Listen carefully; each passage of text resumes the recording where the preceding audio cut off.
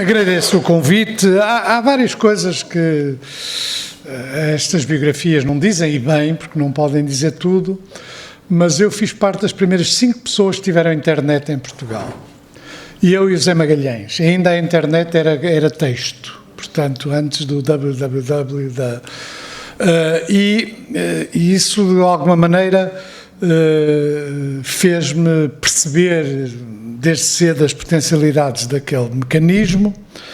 E sou também coautor do primeiro livro publicado em Portugal sobre poesia feita com computador, publicado por Pedro Barbosa, na Faculdade de Letras do Porto, com um grupo que trabalhava ainda com o computador, que enchia uma sala da Faculdade de Ciências, e isso também, de alguma maneira, me permitiu ter uma ideia do que é que significava poesia feita pelo computador, qual era a parte do feita que era de quem programou, ou quem usava as frases, ou os temas, ou qual era a parte do computador.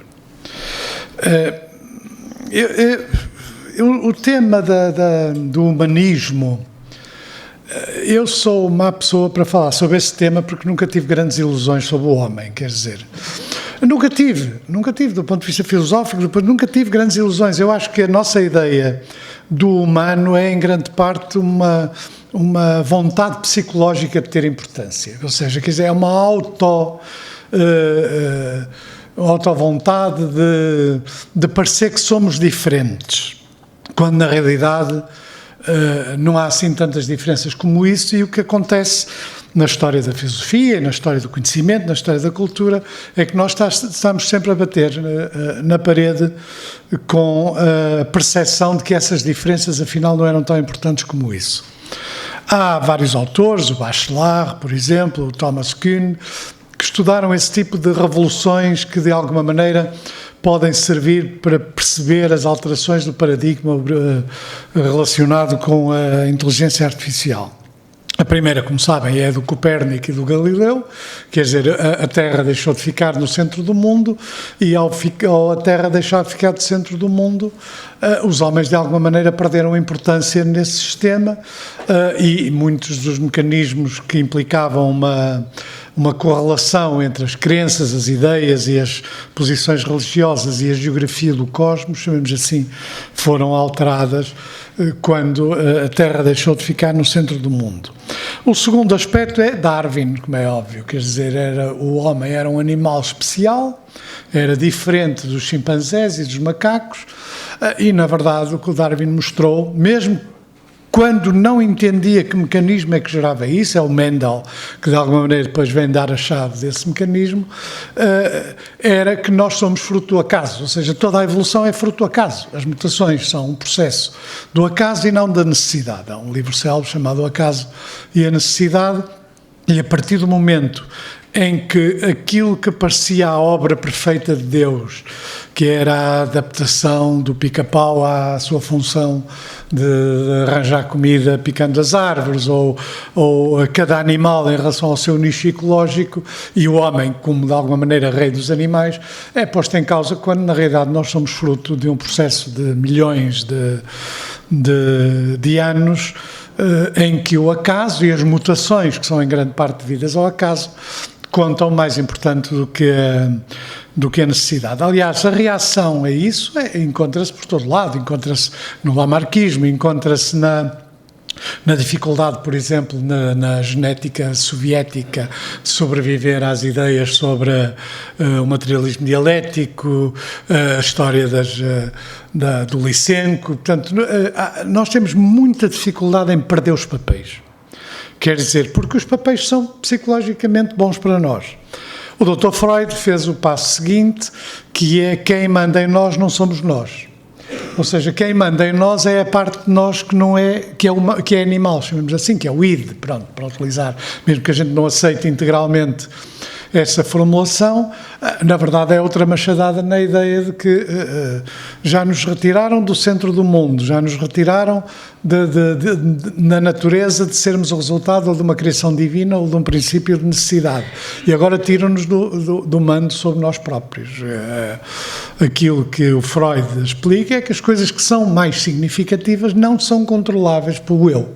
E, portanto, são controláveis por uma coisa obscura, que de alguma maneira, o id, que de alguma maneira condiciona aquilo que é mais relevante, desde os esquecimentos, ou as lembranças, ou as associações de palavras.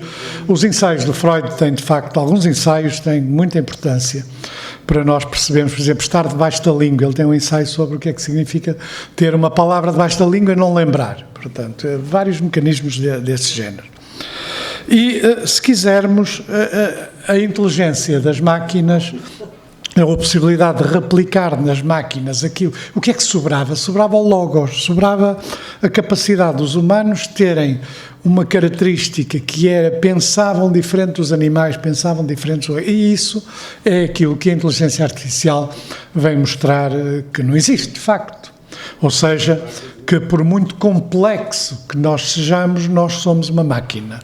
É certo que é uma máquina com elevada complexidade, que com uma muito difícil reprodução, mesmo nos computadores mais avançados, mas uma máquina, em última instância, na verdade, para utilizar uma expressão que os marxistas gostavam, em última instância, nós, na verdade, pensamos de forma complexa, introduzimos elementos que não são meramente binários, a fuzzy logic, que foi uma coisa que foi utilizada também para melhorar os computadores. O próprio programa de xadrez não analisa todas as jogadas, introduz outros elementos que são intrínsecos ao pensamento humano e à forma como o homem pensa, mas que não correspondem apenas. Muitas pessoas pensam que o computador ganha ao xadrez porque tem uma espécie de livraria do conjunto das jogadas possíveis, quando que essa livraria implica um número de possibilidades muito superior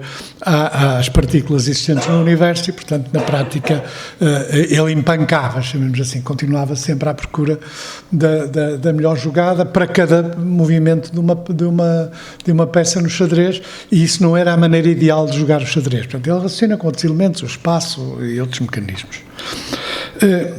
O problema da inteligência das máquinas, de facto, não é novo.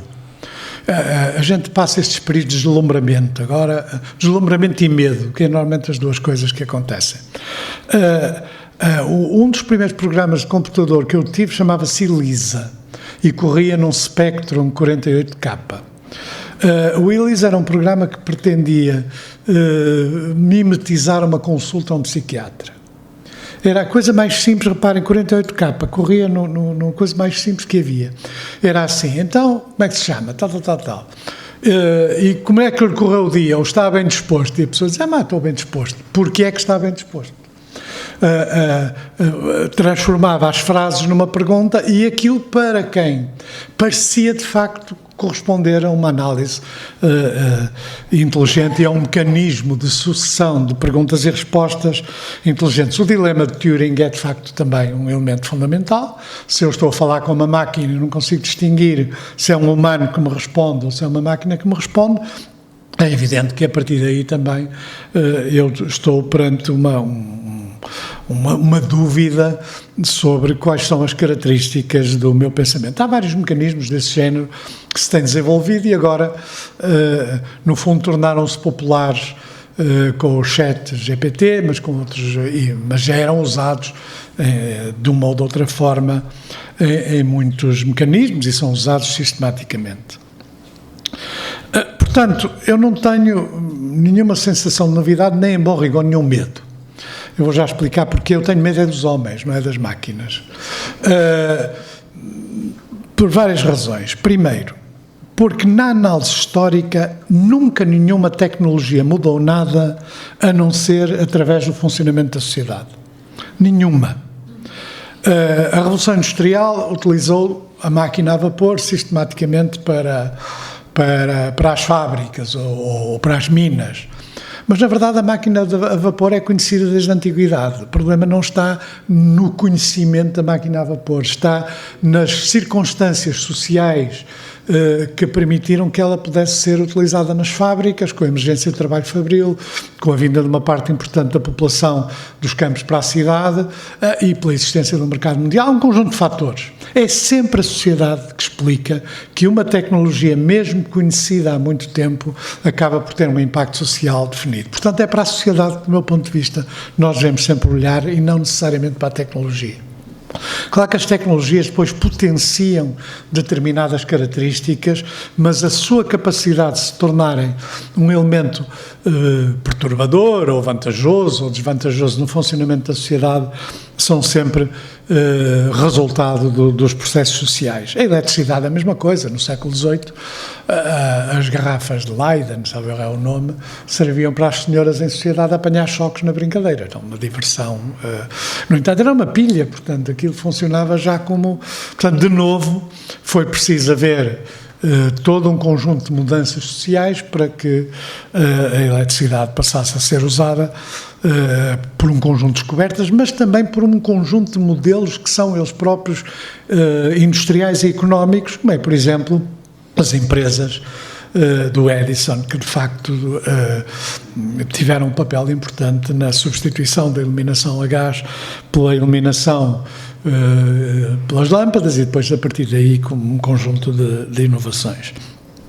Portanto, na verdade é sempre a sociedade. O mesmo aconteceu com a energia nuclear. A energia nuclear de alguma maneira, sendo desde os anos 20, muitos dos rudimentos eram conhecidos, a aplicação é militar, quer dizer, foi a corrida pela existência de uma bomba nuclear, que os alemães começaram, que os americanos chegaram primeiro e depois os russos vieram a seguir copiando os americanos, mas que na verdade depois criaram todo um mundo que ainda hoje, por exemplo, nós no Arquivo Efêmera temos uma série de documentos da fase, do impacto inicial da radioatividade, por exemplo, quer no plano médico, quer no plano social, completamente dominado sob uma meditação sobre a guerra e a paz. Ou seja, não é apenas... também temos um pequeno boião de um cosmético que era para as senhoras porem na cara com rádio, não é? Portanto, saíam as rugas e saía a cara, não é? A prazo. Portanto, essas coisas mostram como estes processos, de facto, funcionam através de mecanismos sociais. Porque é que é nesta análise dos aspectos sociais das tecnologias, incluindo a inteligência artificial, nós temos que estar particularmente atentos? Não é por tirarem o homem do pedestal. O homem só está no pedestal por ilusão. Quer dizer, na verdade, eu li um artigo científico aqui há uns anos sobre os grandes números, que começava exatamente por um cálculo do número de vezes que um macaco a escrever à sorte numa máquina de escrever precisava para escrever o Hamlet do Shakespeare. Não é inventado. É possível calcular o número de vezes. Só que o número é absolutamente gigantesco, milhões de vezes superior ao número de partículas do universo. Portanto, ele teria que estar um número que não é infinito, essa é que é a questão, que é finito, de vezes, a bater à sorte numa máquina de escrever para escrever o Hamlet. Portanto, mesmo as nossas presunções literárias e artísticas e criativas devem ser moderadas por este tipo de fenómenos. Qual é o que me preocupa mais nestes deslumbramentos tecnológicos e no uso da inteligência artificial? É exatamente o problema da liberdade e o problema da democracia. Aí é que as coisas são complicadas. Primeiro, porque existe uma coisa chamada lei de Murphy, quer dizer, quando há um mecanismo sobre o qual se podem ter determinados resultados, alguém o usa. É só uma questão de tempo que alguém o usa. E a verdade é que já estamos perante uma série de perversões daquilo que nós podíamos considerar, também dentro desta ideia idílica do humano, dos avanços civilizacionais, que os devices tecnológicos estão a criar. A maioria dos meus amigos, começo aqui pela primeira fila, tem relógios, o que significa que quem manda neles é o tempo das fábricas, porque, na verdade, o tempo do relógio é o tempo que passou a ser dominante. Este não deixou de ser o sol a sol, passou a ser dominante a partir do século XVIII e XIX, quando as fábricas tinham no centro da sua construção o relógio. Portanto, nós já estamos, em muitos aspectos do nosso comportamento, completamente dominado por devices que são sociais, que foram criados ou pela economia, ou pela sociedade, ou pela indústria, e é evidente que alguns dos devices têm geram profundas perturbações sociais. Um deles é o telemóvel, talvez até mais do que o computador. As pessoas tendem... O telemóvel é, em grande parte hoje, 2023, um instrumento de controle. Não é um instrumento de comunicação. As pessoas pensam, o número de chamadas, e esses estudos começam a ser feitos, à revelia das grandes empresas de telecomunicações, que não gostam de investigar estes aspectos, o número de chamadas que correspondem a uma necessidade útil de uma troca de informações é muito menor àquela chamada que se faz no telemóvel, que é onde é que tu estás? Que é, talvez a pergunta mais simples, onde é que tu estás? Que é uma pergunta que não se fazia no telefone fixo, com todos os mecanismos acessórios a essa realidade.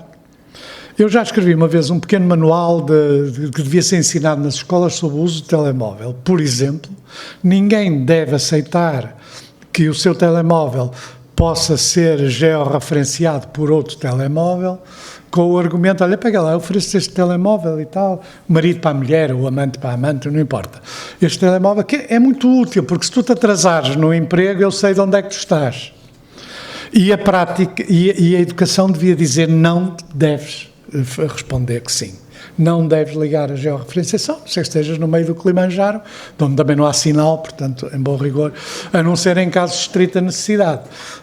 E este mecanismo do controle é geracionalmente importante, porque os mais novos, e depois por aí acima, usam extensivamente o telemóvel como um mecanismo para controlar namoradas, para terem um comportamento social anómalo, que é o da presencialidade absoluta, para poderem estar sempre presentes. Eu pensei que a Sociedade Portuguesa de Autores, quando eu não respondo aos e-mails ou quando demoro a responder aos telefonemas, acha que isso é uma perturbação e provavelmente até acha que isso é uma má educação, quer dizer, é uma má educação em não responder. Mas, na verdade, para conseguir fazer alguma coisa eu desligo, portanto, durante determinado período de tempo e depois atendo, e muitas das chamadas acabam por criar problemas, são coisas que eu não queria responder, ou que eu não queria fazer, ou que não queria marcar. Mas a verdade é que esta permanente presencialidade é uma mudança de comportamento social. Eu passo a... Enfim, não estou a dizer que as pessoas vivam como a Una Bomber, não é? Que foi lá para uma cabana e que é, de facto, de alguma maneira, o paradigma de tentar viver sem estes mecanismos. Mas eu estou consciente que se eu usar o telemóvel como usam os adolescentes nos dias de hoje, e já os jovens adultos, porque a coisa já vai mais longe do que isso, portanto, estudantes e professores, e é por isso que é difícil, e pais, é difícil retirar os telemóveis, eu estou de acordo com o Carlos Filhais, os telemóveis não têm nenhum lugar na sala de aulas, nenhuma utilidade na sala de aulas, e portanto deviam ser deixados à entrada. Mas há uma enorme resistência dos pais e muita resistência já dos professores.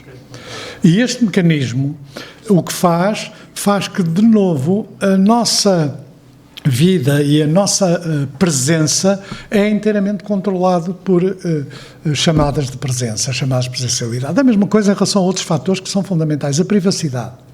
A privacidade é algo que está profundamente em risco. Não só porque não há a cultura da privacidade, que levou 200 anos a ter algum papel nas sociedades com alguma riqueza material, ou seja, as pessoas tinham um quarto solitário para dormir e podiam pôr cortinas na casa, que era uma coisa que ainda muita gente não tem essas condições, mas a privacidade é um elemento fundamental da liberdade individual. E reparem como nós aceitamos que o McLuhan tenha caracterizado a aldeia global. E muita gente diz que a aldeia global é uma vantagem. Não é vantagem nenhuma. Uma das razões porque o Durkheim, ao estudar a solidariedade orgânica e a solidariedade mecânica, dizia, de facto, que viver numa aldeia é viver sem liberdade e sem privacidade em relação a muitas coisas e, portanto, quando se passou da aldeia para a cidade, perdeu-se relações de vizinhança, perdeu-se relações de solidariedade, mas, na verdade, não há aquele permanente escrutínio que existe nas aldeias. Portanto, há aqui muitos mecanismos que são contraditórios e que derivam diretamente do uso social das tecnologias. inteiramente o uso social das tecnologias. Para já não falar dos professores que dizem aos seus estudantes, e isto são casos reais, escreve aí os números de 1 a 100 em inglês. E ele vai ao Google e copia 1 a 100 em inglês. Ou mais. Escreve aí sobre a Batalha de Ourique. Isto é um exemplo concreto. Vai ao Google ver, e como as literacias não funcionam para distinguir entre um site conspirativo, que visualmente é idêntico a um site científico, a um site histórico, a resposta pode ser aparecer um OVNI ao rei. Quer dizer, que substitui Nosso Senhor Jesus Cristo, as várias aparições desse género. Porquê? Porque a escola está longe de corresponder às necessidades da educação. Não é ler, escrever e contar.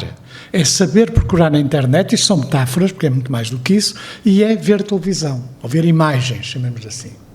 E a completa falência destes dois aspectos faz com que o poder das imagens, os mecanismos empáticos que estão muito presentes na televisão, estão progressivamente a substituir a capacidade racional, o logos, pelo pathos. E isso, evidentemente, para uma democracia, a minha preocupação é sempre com a democracia, é péssimo. Porque a democracia vive de um tempo lento, de um princípio de representação. Nós damos poder a alguém durante um pequeno período de tempo para poder exercer esse poder, para poder tomar essencialmente medidas difíceis. Nós precisamos de mediações. A qual é mais importante está hoje a ser posta em causa nas redes sociais, que é a mediação do saber. A mediação do saber. Experimentem fazer uma procura de eu não li esse livro, mas... E a seguir segue uma opinião sobre o livro. O que corresponde a uma espécie de ignorância agressiva, que corresponde também ao igualitarismo, que está na base do populismo e do crescimento do populismo contemporâneo. E, de novo, isso é potenciado pelas tecnologias. E é por isso que a maior estupidez dos governantes, eu já tinha visto este exemplo da escola, que é uma coisa que eu acho absolutamente absurda, agora é de medir a afetividade dos alunos, que é de facto uma coisa absolutamente inaceitável. Mas há coisas, cada vez há mais coisas dessas, porque se vive exatamente neste tipo de deslumbramento tecnológico. Com a inteligência artificial vai ser a mesma coisa. Mas se querem que vos diga, há coisas piores do que esta. Tudo o que nós fazemos é controlado, não tenham sobre isso nenhuma ilusão. Se forem para uma cabana no meio da serra, mesmo assim têm que ir comprar coisas a um supermercado e isso fica registado. Mas pronto, tudo o que nós fazemos é controlado. Eu costumo dizer às vezes que se existisse a PIDE hoje não precisava de nenhuma mudança legislativa. Ia ao multibanco, ia à Via Verde, ia a 3 ou 4 coisas que o Estado, de uma forma indevida, nos obriga a notificar. Por exemplo, a luta por um cartão de identidade, um bilhete de identidade minimalista, é uma luta importante para a liberdade. A luta para que não nos ponham chips como aos cães, em nome da eficácia, porque o grande argumento é sempre o argumento da eficácia. Quer dizer, veja lá, desmaia na rua e pega no cartão de cidadão, tem o tipo sanguíneo, tem as informações, tem a ficha médica e tudo. Não. Nós temos que aceitar, para ter uma sociedade democrática e para termos liberdade individual, determinadas restrições ao conforto e restrições à eficácia que os Estados têm tendência a aplicar imediatamente, até porque lhes permite um maior controle. Por exemplo, porque é que a fatura no fisco tem que ter a discriminação das coisas que eu compro? Não tem que ter, tem que ter um montante. A livraria, uma grande livraria de Nova Iorque, um grande editor, recusou-se a dar ao procurador que investigava o Clinton a lista dos livros que a senhora Monica Lewinsky comprava. Porquê? Porque ele queria saber se eles praticavam sex phone ou se falavam de coisas sexuais, e um livro do Nicholson Baker, chamado Vox, queria saber se ela tinha comprado esse livro e se tinha oferecido o livro. E a livraria, e bem, disse que não. Em Portugal, o fisco sabe tudo que eu compro, com quantas pessoas eu janto, e como sabem, essas coisas são relevantes. E as tentativas sistemáticas de introduzir mecanismos de controle usando o mundo digital são, por exemplo, diminuir o número de polícias de controle do tráfego pelo controle da velocidade através da entrada e saída na Via Verde. O que significa também o controle de onde eu entro, de onde eu vou e o que é que eu demoro pelo caminho. Há hoje uma enorme quantidade de mecanismos e não há uma educação cívica para a gente ter capacidade de os recusar e, em alguns casos, lutar contra a sua aplicação em nome da eficácia pelo Estado. É evidente que com a inteligência artificial e com os instrumentos que neste momento nós temos na internet, eu posso manipular umas eleições, como fez a Cambridge Analytics nas eleições de 2016. Eu tenho o principal instrumento de marketing. Eu posso fazer, os russos aliás fizeram isso também, que era convocar uma pseudo-manifestação nas redes sociais e as pessoas apareciam para se manifestar com um determinado assunto para depois poderem gerir a reação a essa pseudo-manifestação ou a criação de perfis falsos. A inteligência artificial vai ser usada extensivamente para estas coisas. Não tenham sobre isso na mais pequena sombra de dúvida. O risco da inteligência artificial não está em fazer bons livros, nem fazer grande arte. Também pode fazer. Se experimentarem fazer um cadáver esquisito, como faziam os surrealistas aqui há uns anos, já percebiam a potencialidade de algumas coisas que implicavam a mera junção de frases. O cadáver esquisito é exatamente um desses mecanismos. Portanto, eu não tenho dúvidas nenhumas que há aspectos da criatividade que as máquinas vão poder fazer. Mas não é isso que me preocupa. Há de haver humanos também com capacidade criativa para fazer. Tem que competir com mais gente, acima de tudo tem que competir com as máquinas. As máquinas não são necessariamente boas em tudo. Tem que competir com as máquinas. Não acho que haja uma perda de humanidade, há uma perda de liberdade. Isso é que é outro problema.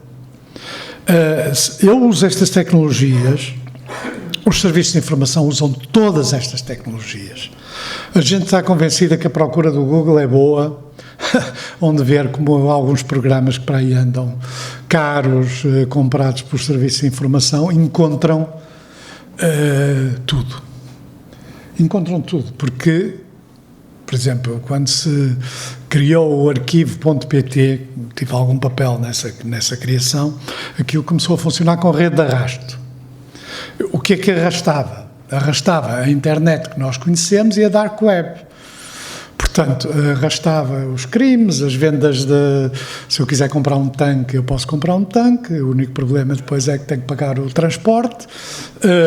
Ou um McDonald's americano comprou uma estátua de Lenin em tamanho natural, em bronze, e teve que pagar o transporte da Bielorrússia, esta Bielorrússia da Ucrânia, já não me lembro, para Viena, depois ele foi metido num contentor e seguiu. Portanto, é possível comprar, em bom rigor, tudo. Mas, acima de tudo, o que me parece mais perigoso, eu não sei quanto tempo tenho, já deve estar no fim. Pronto. E o que é mais perigoso é que estes mecanismos controlam a nossa vida e a nossa liberdade. E é por isso que o único mecanismo fundamental para contrariar isto é a cultura cívica. É a discussão destas matérias, não há outro. É a pressão para que nos programas das escolas se altere radicalmente aquilo que se considera mais importante e se associe a escola àquilo que é a realidade objetiva. A escola hoje perde com tudo. Perde com a droga, perde com a rua, perde com a família, perde com a casa, perde com tudo. Perde com o telemóvel. É o principal fator de socialização. Há 10 anos que nos arredores de Lisboa, os primeiros estudos sobre os fatores de socialização mostravam que o principal fator de socialização era a televisão. Agora a coisa já mudou. Porquê? Porque eles iam para casa e os pais estavam a ver televisão. E, portanto, nem era a família, nem era a escola, nem era a igreja, que também é um fator de socialização, já não me refiro aos partidos políticos e aos sindicatos, todos esses fatores de mediação que ajudam a garantir uma maior liberdade individual, que ajudam a que a expressão dos interesses se faça como é normal que se faça numa democracia, tudo isso está em causa. Não tenho dúvida nenhuma que a inteligência artificial, já como é hoje, vai ser acrescentada à audição automática de todas as chamadas, à cópia dos metadados, às múltiplas ilegalidades, porque a gente já quase consegue fazer um processo só com as legalidades. Não tenho dúvida nenhuma que há imensas ilegalidades. Imensas ilegalidades que não são descortinadas. Porquê? Porque vêm de pessoas do poder que a principal fonte do seu poder é não serem escrutinadas, é não existirem. Se alguém pensa, é por isso que muitas vezes as coisas com os políticos são injustas, porque na realidade eles estão sempre na linha da primeira linha das coisas que contam ou não contam, ou que mentem ou que dizem, quando na realidade quem manda neste país, as pessoas que têm o direito de veto, mais importante até do que um direito construtivo, um direito de veto, são políticas económicas, são políticas sociais, sobre escolhas de pessoas, e que são transversais aos partidos e da política, não têm qualquer espécie de escrutínio. Não têm qualquer espécie de escrutínio. Portanto, as ideias sobre a transparência são igualmente ideias que não só geram mecanismos antidemocráticos, porque a transparência total é um mito, por um lado, e por outro lado, é um excesso que impede os locais que têm que ser discretos ou até que têm que ser secretos. Nenhuma sociedade funciona sem haver descrição e segredo para aquilo que se justifica ter a descrição e o segredo. A descrição pode ser pura e simplesmente até um período de tempo. Ou seja, as coisas não se conhecem hoje, conhecem-se daqui a 15 dias ou daqui a 5 anos, pronto. Mas ficam registadas. A maioria das coisas importantes que aconteceram em Portugal nos últimos anos não estão registadas. Por exemplo, as conversações entre o governo português e a Troika não têm um registro que o Estado obriga a ter. Porquê? Porque houve e-mails e comunicações que foram feitas nos telemóveis e nos computadores da Troika, de membros da Troika. Ora, isso é uma ilegalidade, porque é suposto que telefonemas e comunicações estejam registados. Não tenho dúvida nenhuma que, por exemplo, vai ser extremamente difícil saber quem é que propôs o quê. E isso é válido hoje para grande parte dos mecanismos de comunicação nos gabinetes ministeriais e tudo. Portanto, a inteligência artificial é, do meu ponto de vista, uma potenciação destes mecanismos. Porquê? Porque nós hoje assistimos a uma enorme pressão autoritária e populista sobre o funcionamento das democracias e essa pressão usa os devices mais complexos e os mecanismos mais globais. E é por isso que eu voltava-me para a sociedade, eu voltava-me para a política, eu voltava-me para os mecanismos sociais. Não é um problema de proibições, é um problema de escrutínio sobre esses mecanismos. E, ao mesmo tempo, em certas coisas, é um problema de proibições. Enfiar os telemóveis numa sala de aula é ter a garantia que a eficácia do professor é 20%. E o mesmo em relação a outras coisas ainda mais perigosas. Os telemóveis, a divulgação de fotografias dos colegas ou das colegas, em particular das senhoras, das raparigas, em poses mais ou menos eróticas, que vão persegui-las toda a vida. Mas a verdade é que isso é hoje cada vez mais comum. Portanto, se queremos defender a humanidade e a cultura, e com isto acabo, olhemos para a sociedade. As tecnologias são boas ou más conforme a gente as usar. Não são intrinsecamente más, mas também não são intrinsecamente boas. E o que faz a distinção entre uma coisa e outra somos nós, pela nossa liberdade, pela preservação da nossa individualidade, pelo combate social e cívico, por uma sociedade que respeita a nossa privacidade, a nossa identidade, as nossas escolhas, o nosso direito de fazer asneiras, desde que não prejudiquemos terceiros. Eu amanhã escrevo um artigo sobre a legislação que saiu sobre o tabaco, que implica problemas graves de liberdade, porque vai muito para além da eficácia e da necessidade do controle do fumo passivo e portanto é essa capacidade de combater contra as portagens serem usadas como mecanismo de controle, combater contra aquilo que o fisco quer saber e que não precisa de saber para exercer as suas funções, e isso é uma questão que todos nós devemos fazer, e os nossos autores em particular, e a nossa sociedade portuguesa de autores, porque não é só o plágio, não é só os problemas inerentes ao direito de autor, é os problemas inerentes à nossa capacidade cívica de mandarmos em democracia e isto ser uma democracia e não uma demagogia. Muito obrigado.